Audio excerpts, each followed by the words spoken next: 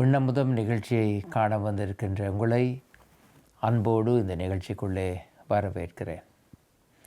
இன்றைய நம்முடைய சிந்தனைக்காக வேதாகமத்திலே பிரசங்கி என்று சொல்லி ஒரு புத்தகம் இருக்கிறது. பிரசங்கி என்ற புத்தகத்திலே 9வது அதிகாரம் 10வது வசனம். பிரசங்கி 9:10. நீ செய்ய நினைக்கும் செயல் எதுவோ அதை செய், அதையும் உனக்கு ஆற்றல் இருக்கும் போதே செய். ஏனெனில் நீ நெருங்கி கொண்டிருக்கும் பாதாளத்தில் எவரும் செயல் புரிவதுமில்லை, சிந்தனை செய்வதுமில்லை, அறிவு பெறுவதுமில்லை, அங்கே ஞானமும் இல்லை. நீ செய்ய நினைக்கும் செயல் எதுவோ அதை செய், அதையும் உனக்கு ஆற்றல் இருக்கும் போதே செய். இந்த வசனத்தை வாசிக்கின்ற போது இந்த பிரசங்கி அந்த நூலை எழுதிய மனிதர் சொல்லித்தருவது ஒரு புதிய ஒரு படிப்பினை கிடையாது. நாங்கள் நாளாந்தம் வாழ்க்கையில் செய்கின்ற அல்லது காண்கின்ற ஒரு விடயத்தை தான் அவர் எழுதுகிறார்.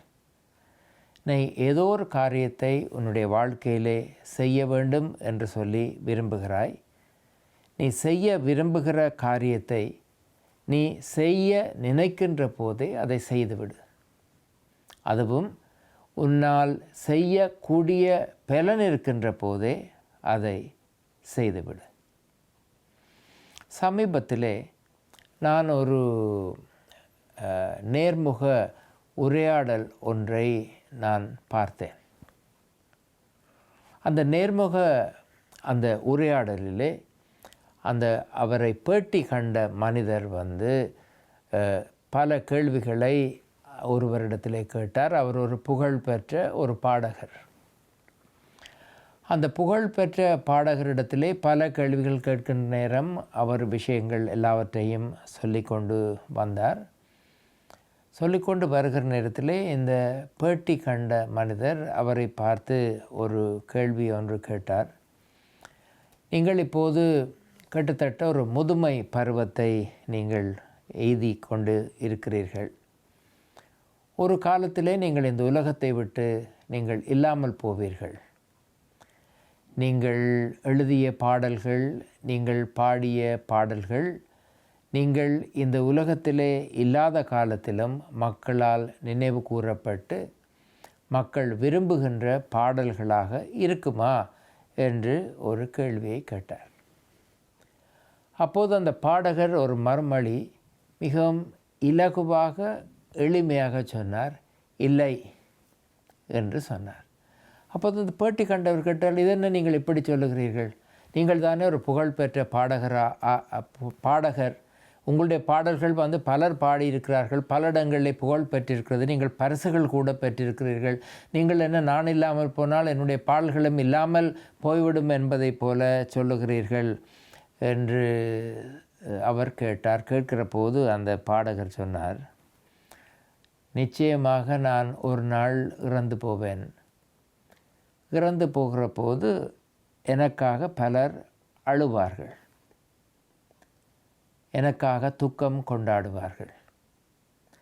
ஒருவேளை எனக்காக அவர்கள் ஒரு மரண சடங்குகளையோ ஒழுங்குமுறைகளையோ பெரிய அளவிலே செய்வார்கள். ஆனால் உலகம் ஓடிக்கொண்டே இருக்கும். நான் இருக்கிறேனோ இல்லையோ, இந்த உலகம் ஓடிக்கொண்டே இருக்கும்.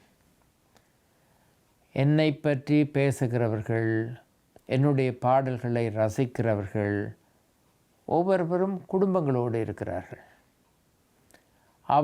அவர்களுக்கு சொந்தமான முக்கியமான பிரச்சனைகள் அவர்களுக்கு இருக்கிறது. அவர்கள் செய்ய வேண்டிய வேலை இருக்கிறது. அவர்கள் என்னை பற்றியே பேசிக்கொண்டிருந்தால் அவர்களுடைய குடும்பங்களை பார்ப்பது யார்? அவருடைய வேலைகளை செய்வது யார்?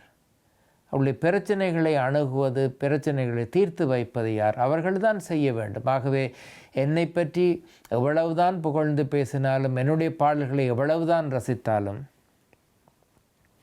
என்னை எல்லோரும் மறந்து போவார்கள். அதுதான் வாழ்க்கை என்று சொன்னார். அதை நான் யோசித்து பார்த்தேன். எவ்வளவு தூரம் நம்மை மற்றவர்கள் நினைத்து பார்ப்பார்கள்? எவ்வளவு தூரம் என்னை பற்றி மற்றவர்கள் பேசுவார்கள்? இந்த கேள்வி உங்களுடைய மனதிலே எப்போதாவது வந்திருக்கிறதா? நான் இந்த உலகத்தில் இருக்கிற போது நான் மற்றவர்களோடு பேசுகிறேன், மற்றவர்கள் என்னோடு பேசுகிறார்கள். நான் பல காரியங்களை நான் செய்கிறேன், நான் விரும்பியதினாலே அவைகளை செய்கிறேன். எத்தனையோ காரியங்களை பார்த்து நான் சந்தோஷப்படுகிறேன். ஒருவேளை அது ஒரு சாப்பாடாக இருக்கலாம், அது தொலைக்காட்சியில் நான் பார்க்கிற ஒரு நாடகமாக இருக்கலாம், ஒரு நண்பரை சந்திப்பதற்காக அவருடைய வீட்டிற்கு போனதாக இருக்கலாம், ஒரு திருமணத்துக்கு போனதாக இருக்கலாம், ஒரு பிறந்த நாள் விழாவாக இருக்கலாம். இப்படி எத்தனையோ காரியங்கள் என்னுடைய வாழ்க்கையிலே நான் செய்திருக்கிறேன், நீங்கள் செய்திருக்கிறீர்கள். இந்த உலகத்திலே வாழ்ந்து கொண்டிருப்பதனாலே நாங்கள் அதை செய்கிறோம், தொடர்ந்து நாங்கள் செய்வோம். நாங்கள் செய்கின்ற காரியங்கள் எங்களுக்கு சந்தோஷத்தை கொடுத்த எத்தனையோ காரியங்கள் இருக்கிறது. நாங்கள் செய்த அல்லது செய்கின்ற காரியங்கள் மூலம் மற்றவர்களுடைய வாழ்க்கையிலே எந்த விதத்திலே எத்தனை தடவை நாங்கள் சந்தோஷத்தை உருவாக்கி இருக்கிறோம்? இந்த கேள்வி எப்போதாவது உங்களுடைய மனதிலே வந்திருக்கிறதா? இந்த பேட்டியை பார்க்கின்ற போது என்னுடைய மனதிலே வந்தது. என்னுடைய வாழ்க்கையிலே நான் வாழ்கிற போது என்னை ஒருவர் நினைத்து பார்ப்பதாக இருந்தால், இவர் எப்படி சாப்பிட்டார் என்றோ அல்லது இவர் எப்படி உடை அணிந்தார் என்றோ என்று நினைத்து பார்ப்பதிலும் பார்க்க, இவர் என்னுடைய வாழ்க்கையிலே ஏற்படுத்திய தாக்கம் ஒன்று இருக்கிறதா என்ற அடிப்படையிலே நினைத்து பார்க்கின்ற காரியங்கள் தான் அதிகம். இப்போதும் பல நாடுகளிலே, பல இடங்களிலே, இலங்கையாக இருக்கலாம், இந்தியாவாக இருக்கலாம், மகாத்மா காந்தி என்று சொன்னால் பலருக்கு தெரிகிறது. மகாத்மா காந்தியின் காலத்திலே நான் வாழவில்லை. இங்கே இதை பார்த்து கொண்டிருக்கிற உங்களிலே பலரும் வாழ்ந்திருக்க மாட்டீர்கள். ஆனால் மகாத்மா காந்தியை பற்றி புத்தகங்களிலே வாசிக்கிறோம். மகாத்மா காந்தியினுடைய உருவச்சிலையை செய்து பல இடங்களிலே வைத்திருக்கிறார்கள். அவர் சொன்ன காரியங்களை பற்றி இவர் இப்படி மகாத்மா காந்தி சொல்லியிருக்கிறார் என்று சொல்லியிருக்கிறார்கள். அவருடைய வாழ்க்கையை அடிப்படையாக வைத்து ஒரு திரைப்படமே உருவாகி இருக்கிறது. ஏன்? அவர் மற்ற மனிதர்களுடைய வாழ்க்கையிலே ஏற்படுத்திய தாக்கம். இதை பார்க்கின்ற பலர் கிறிஸ்தவர்களாக இருப்பீர்கள். ஒவ்வொரு நாளும் நாங்கள் ஜெபம் செய்கிறோம், பாடுகிறோம், ஆலயம் போகிறோம், கிறிஸ்து எனக்காக மரித்தார் என்று சொல்லுகிறோம். அவர் தன்னுடைய வாழ்க்கையை கொடுத்து அதன் மூலமாக எங்களுடைய வாழ்க்கையிலே ஏற்படுத்திய தாக்கம், அந்த தாக்கம்தான் அவரை நம்மால் திரும்பவும் திரும்பவும் நினைவு கூற வைக்கிறது.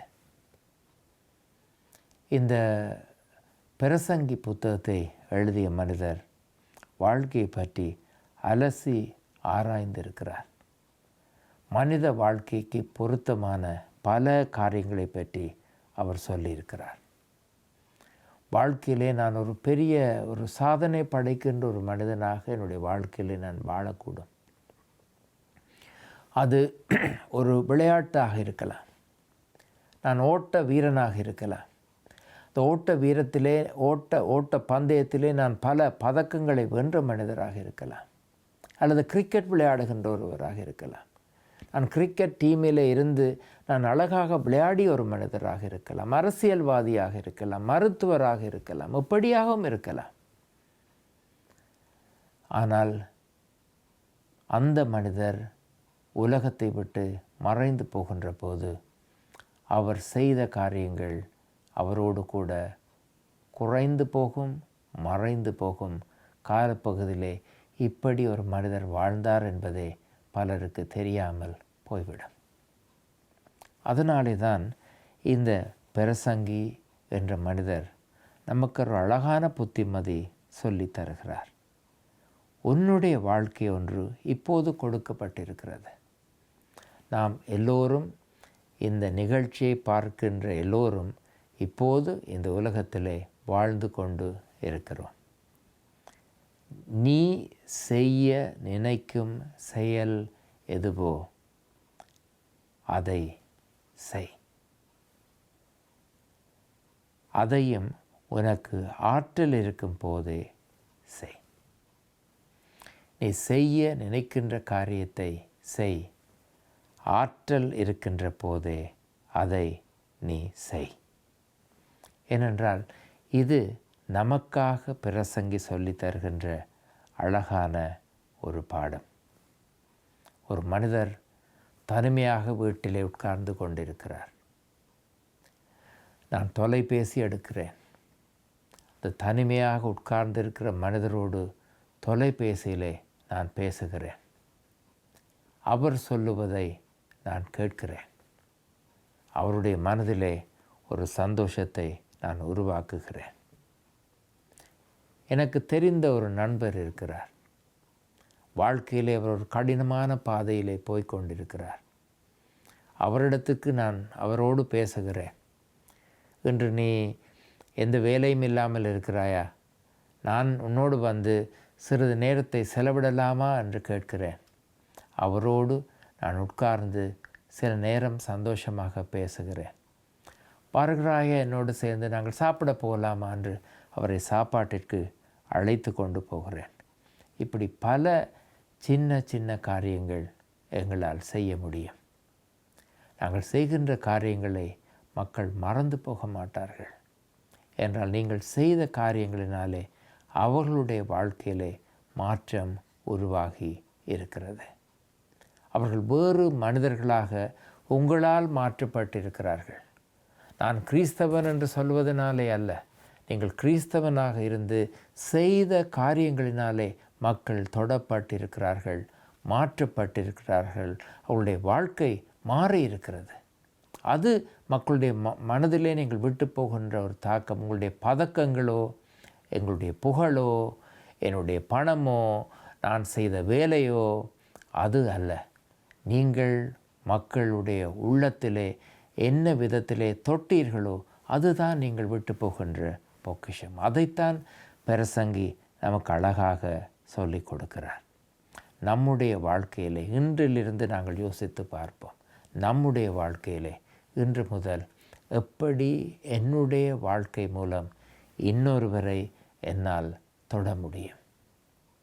இன்னொருவருடைய வாழ்க்கையிலே மாற்றத்தை என்னால் எப்படி ஏற்படுத்த முடியும்? என் மூலமாக இன்னொருவருடைய வாழ்க்கையிலே எப்படி மாற்றம் ஒன்று உருவாகும்? உலகம் முழுவதும் எங்களை நினைக்க வேண்டாம். நாங்கள் அவ்வளவு தூரம் பெரியவர்களாக வரவும் வேண்டாம். ஒரு மனிதர் நம்மை நினைத்து பார்ப்பாரோ, இந்த மனிதரால் நான் என்னுடைய வாழ்க்கையிலே மாற்றம் பெற்றேன். ஆண்டவர் தாமே நம்மை ஆசீர்வதிப்பாராக. ஆமென்.